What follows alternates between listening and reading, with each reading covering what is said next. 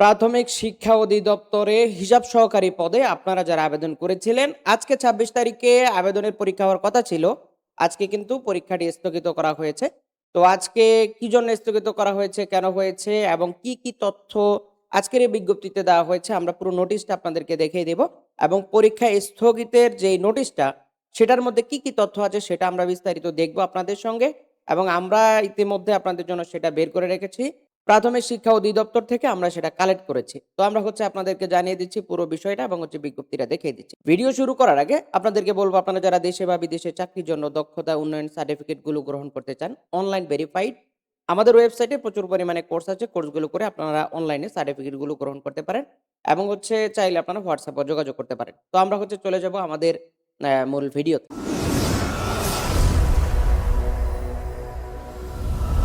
তো আমরা চলে আসলাম আজকের প্রাথমিক শিক্ষা অধিদপ্তরে যেই বিজ্ঞপ্তিটি দেওয়া হয়েছে এবং পরীক্ষা স্থগিতের যে বিজ্ঞপ্তি সেটা আমরা দেখতে পাচ্ছি।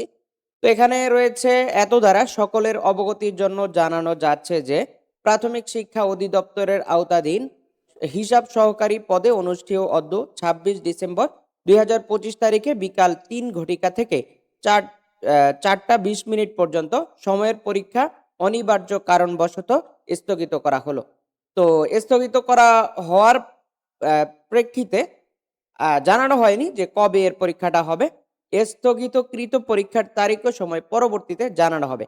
তো আপনারা যারা আজকে এই ২৬ তারিখে আজকে পরীক্ষা দেওয়ার কথা ছিল, আপনারা কিন্তু পরীক্ষাটা পরবর্তীতে দিতে পারবেন এবং এই পরীক্ষাটা কবে নাগাদ নেওয়া হবে সেটা আপনাদেরকে ফোনের মাধ্যমে এসএমএস এ জানানো হবে।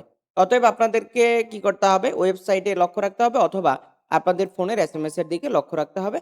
যখন আপনাদের এসএমএসটা আসবে, তখন আপনাদের জন্য পরীক্ষাটা উন্মুক্ত করা হবে। পরীক্ষাটা তখন নেওয়া হবে। তখন আপনারা এটা পরীক্ষাটা দিতে পারবেন। তবে এই পরীক্ষা বাতিল বলে কোনো ঘোষণা হয়নি। বলা হয়েছে স্থগিত করা হয়েছে।